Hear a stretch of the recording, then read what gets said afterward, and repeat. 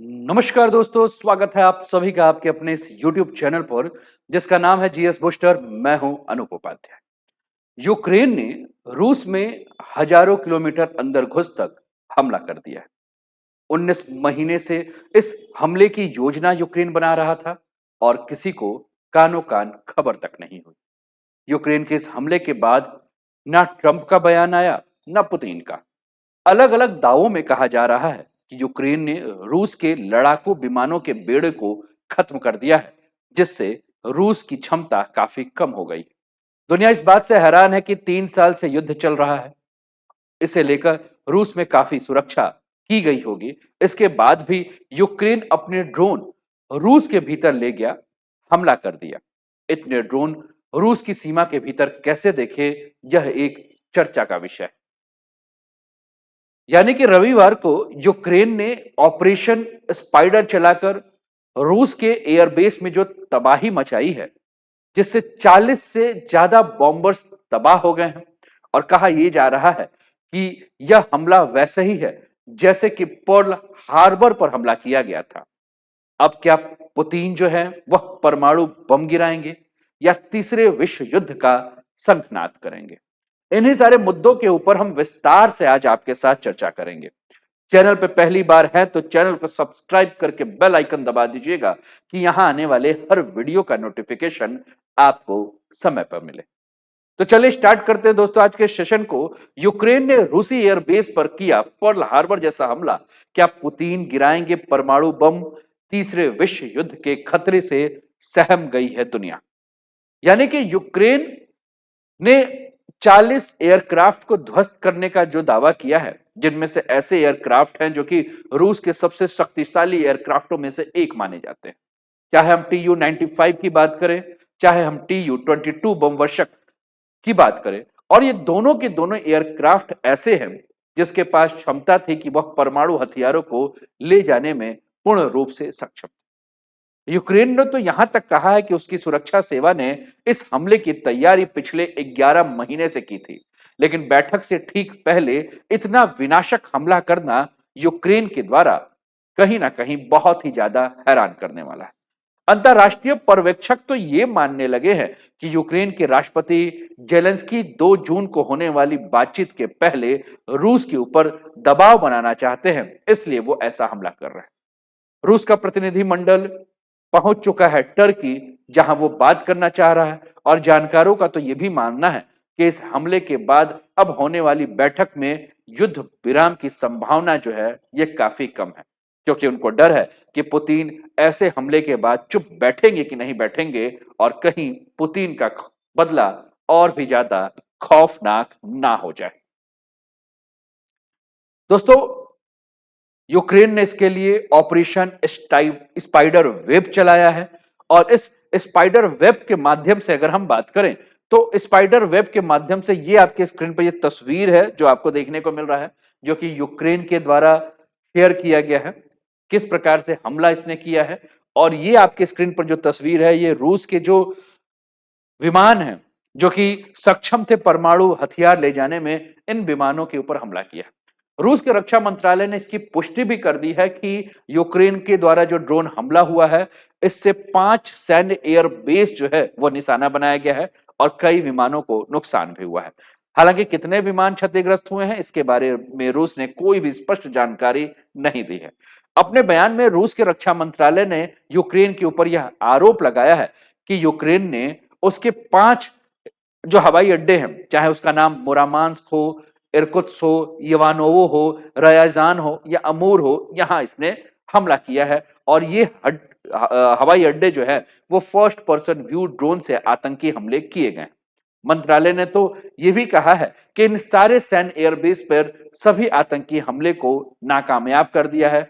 और पहली बार आधिकारिक रूप से यह पुष्टि भी की गई है कि कुछ ड्रोन हमले एयरबेस के बहुत ही पास किए गए। इसके अलावा अगर हम बात करें दोस्तों तो यूक्रेन यह दावा कर रहा है कि वो इस हमले में लगभग 41 विमानों को तबाह कर दिया है। आपके स्क्रीन पर यह इरकुत्स्क की तस्वीर दिख रही है और यह ट्रक दिख रहा है जिस ट्रक के अंदर ड्रोन जो है वो रखे गए थे, है ना। और यूक्रेन इसके बारे में कह रहा है कि वह इस जगह पे जो इरकुत्स्क है इसके पास जो है एक एयर बेस के ऊपर इसने हमला किया है।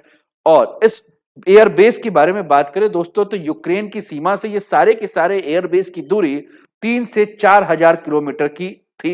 यानी कि 3 से 4 हजार किलोमीटर अंदर यूक्रेन ड्रोन लेकर कैसे पहुंचा, ये एक बहुत बड़ा प्रश्न है जिसका जवाब रूस को जो है वो ढूंढना पड़ेगा।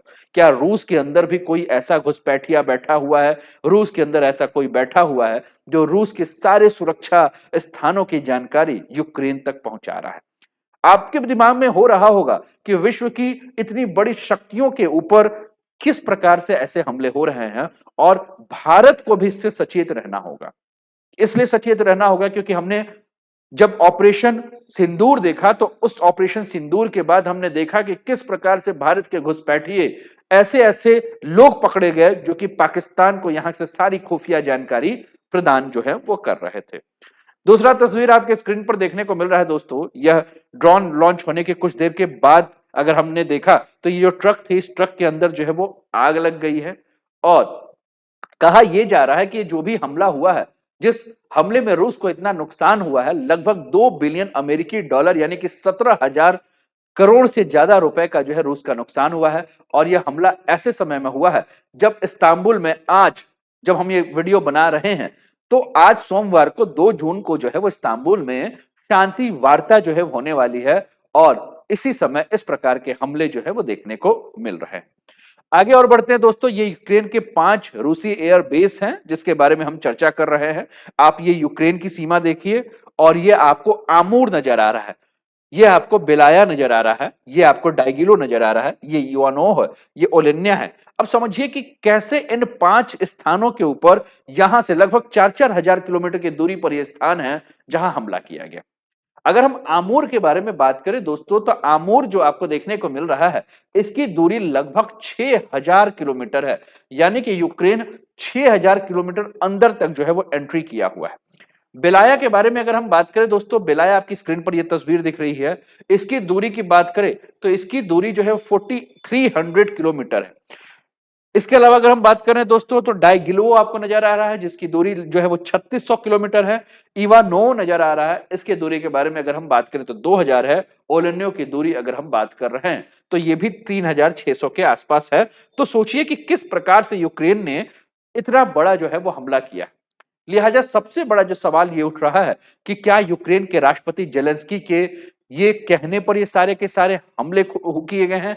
क्या जेलेंस्की के कहने पर किए गए इस हमले से शांति का रास्ता खुल गया है, या दुनिया एक विनाशकारी परमाणु संघर्ष के तरफ जो है वो बढ़ रही है? क्योंकि इस हमले के बाद पूरा विश्व डरा हुआ है कि रूस के राष्ट्रपति व्लादिमीर पुतिन जो है वह परमाणु हथियारों का क्या कहीं इस्तेमाल तो नहीं करेंगे। क्योंकि आपको याद होगा कि 4 मई को पुतिन ने एक टीवी इंटरव्यू में कहा था कि उन हथियारों का इस्तेमाल करने की कोई जरूरत नहीं है, मुझे उम्मीद है कि उनकी जरूरत नहीं भी पड़ेगी, क्योंकि वह हथियार हमारे पास 2022 में शुरू हुआ था, उसे नतीजे में पहुंचाने के लिए हमारे पास पर्याप्त ताकत और संसाधन है। तो अब प्रश्न ये उठता है कि कहीं ऐसा तो नहीं कि इस हमले के बाद पुतिन जो है वो आक्रामक हो जाएं, और आक्रामक होकर जो है वो परमाणु हथियार के हमले के बारे में भी सोचें। क्योंकि अगर रूस परमाणु हथियारों का इस्तेमाल जो है अगर करता है, तो कहीं ना कहीं अगर हम बात करें तो इससे जो है वह अंतरराष्ट्रीय स्तर पर जो है वह एक बहुत बड़ा विवाद जो है वह उठ सकता है। आपके स्क्रीन पर यह तस्वीर है जो कि ड्रोन्स के बक्से में रखा गया, ये आप ड्रोन देख रहे हैं जो कि बक्से में रखा गया है। आगे बढ़ते हैं, ये तस्वीर है ड्रोन्स को स्टील के चादर के पीछे जो है वो छिपाया गया है, जो आपके स्क्रीन पर देखने को मिल रहा है। ये तस्वीर है जो कि हमला किया गया है ना। अब दूसरी बात, एक चीज और भी हमें ध्यान रखनी होगी, थोड़ा सा हम और आगे बढ़ते हैं, और प्रश्न यही है कि क्या कहीं न्यूक्लियर वॉर की तरफ तो नहीं बढ़ रहे हैं। आपके स्क्रीन पर जो है यह Putin allies won Donald Trump of world war 3, ठीक है, आपके स्क्रीन पर ये दिख रहे हैं। और पिछले हफ्ते जो है रूस के पूर्व राष्ट्रपति हैं जिनका नाम है दमित्री मेद देव वेदेव दिमित्री मेवदेव, और जो कि पुतिन के काफी करीबी हैं, और उन्होंने कहा भी था कि तीसरे विश्व युद्ध की जो है वो चेतावनी जो है वो आ चुकी है, और अमेरिका और रूस के बीच में यूक्रेन को लेकर जिस प्रकार से तनाव बढ़ रहा है, इसमें कोई संशय नहीं है कि तीसरा विश्व युद्ध जो है वो छिड़ सकता है। मेवदेव के बारे में बात करें तो यह नेशनल सिक्योरिटी बोर्ड के वरिष्ठ अधिकारी हैं और इस समय अगर इनके द्वारा इस प्रकार की टिप्पणी की जा रही है, तो कहीं न कहीं टिप्पणी ये आपको समझना होगा कि यह टिप्पणी जो है, वह बहुत ही खतरनाक है। आगे अगर हम और भी बात करें दोस्तों, तो अब कहा यह जाता है कि अगर युद्ध विराम नहीं हुआ, ठीक? तो कहीं न कहीं स्थिति जो है वो और भी ज़्यादा खराब है और यूरोपीय देश जो हैं वो अंदर-अंदर ही जो है वो एक बड़े युद्ध की तैयारी कर रहे हैं। मार्च में यूरोपीय देशों ने अपने नागरिकों को यह कह दिया था कि वह हर प्रकार के आपात स्थिति के लिए तैयार रहें। स्वीडन, फिनलैंड, जर्मनी की सरकारों ने अपने नागरिकों को खाना, पानी और दवाइयाँ जमा करने की सलाह दी थी और कहीं न कहीं ये चीज़ जो है ये बढ़ भी चुका है कि हो सकता है कि युद्ध जो है वो हमें देखने को मिलेगा। इसके अलावा अगर हम बात करें तो कुछ डिफेंस एक्सपर्ट ये भी कहते हैं कि अगर यूक्रेन हार जाता है, तो रूस जो है यूक्रेन को हराने के बाद जो बाकी सारे देश आपको दिख रहे हैं, चाहे वो बाल्टिक देश जो आपको यहाँ देखने को मिल रहे हैं, चाहे पोलैंड दिख रहा है, लिथुआनिया दिख रहा है, लातविया दिख रहा है, एस्टोनिया दिख रहा है, फिनलैंड दिख रहा है। यूक्रेन को हराने के बाद रूस जो है वो इन सारे देशों के अंदर भी घुसने का जो है वो प्रयास करेगा, है ना? तो कुल मिलाकर इन सारे देशों को भी ये डर है कि अगर यूक्रेन की हार होती है, तो इन सारे देशों में रूस अगर घुसने का प्रयास कर रहा है, तो इन सब के लिए समस्या है और इन देशों को बचाने के लिए नाटो जो है वो युद्ध में उतरेगा और पिछले कुछ महीने में अगर हम बात करें तो दूसरे विश्व युद्ध खत्म होने के जो है 80 साल जो है पूरे हो चुके हैं और इसमें यह पता चलता है कि अमेरिका और पश्चिमी यूरोप के कई लोग ये मानते हैं कि अगले 10 सालों में जो है एक विनाशकारी वैश्विक युद्ध जो है इसकी संभावना बहुत ज्यादा है। रूस के साथ बढ़ते तनाव के बारे बीच में इसके कई सारे जो है वह कारण बताए जा रहे हैं। इसके अलावा अगर हम बात करें दोस्तों तो YouGov करके एक सर्वे कंपनी है, इसने अपने सर्वे में माना है कि फ्रांस, स्पेन, इटली, यूएसए और ब्रिटेन और जर्मनी के लोग जो है इसमें से देखें तो 41 से लेकर 55% लोगों का यह मानना है कि आने वाले 10 वर्षों में जो है वह एक वैश्विक विश्व युद्ध जो है वो हो सकते हैं। संयुक्त राज्य अमेरिका के लगभग 45% लोग जो है वह ये चीज को मान रहे हैं कि समस्याएं जो है वो बहुत ज्यादा बढ़ गई है। अब प्रश्न है कि अगर तीसरा विश्व युद्ध होगा तो क्या होगा? दोस्तों अगर तीसरा विश्व युद्ध होगा तो दुनिया जो है वह खात्मे की तरफ आएगी। यूरोप में युद्ध की आशंका काफी बढ़ चुकी है। मध्य पूर्व में हिंसा फिर से शुरू हो गई है। गाजा में इजरायल के हमले और युद्ध विराम के समझौते खतरे में पड़ गए हैं। दक्षिणी लेबनान में हिजबुल्लाह हमले हो रहे हैं। सीरिया के हालात अभी भी खराब हैं। संयुक्त अरब राज्य अमेरिका ने यमन में हूती बलों के ऊपर हवाई हमले शुरू कर दिए हैं और खबर तो यह भी है कि ईरान परमाणु हथियार बनाने की कोशिश जो कर रहा था उसमें सफलता के करीब भी पहुंच गया।